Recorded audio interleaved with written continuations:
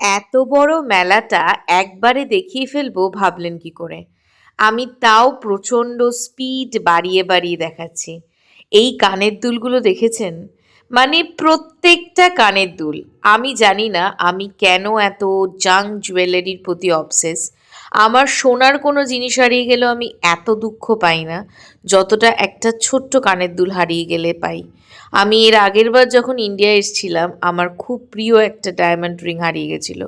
আমি প্রচণ্ড কষ্ট পেয়েছিলাম, কিন্তু সেটা একটা অন্য স্মৃতি এবং অন্য কারণের জন্যে। কিন্তু এই জাঙ্ক জুয়েলারিগুলোর মধ্যে এক একটা গল্প লুকিয়ে থাকে।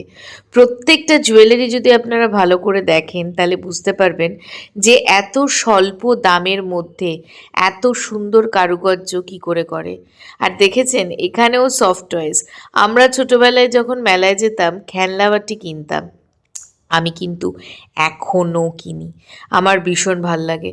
আর পানিহাটি মেলাতে এই প্রোগ্রাম দেখতে প্রচুর লোক আসে। আর এরা কিন্তু অনেক বড় বড় শিল্পীকেও নিয়ে আসে।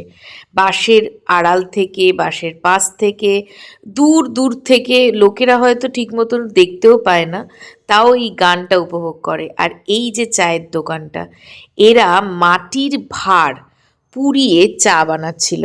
সেই কারণের জন্যে চায়ের ফ্লেভারটা একদম অন্যরকম হয়ে গেছিলো।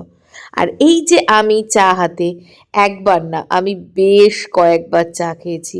কতবার চা খেয়েছি নিজেও গুনে দেখিনি। তারপরে এখানে আরও বিভিন্ন স্টল, ফুচকা, ঘুগনি, পাপড়ি চাট, সব খেয়ে পরিপূর্ণ।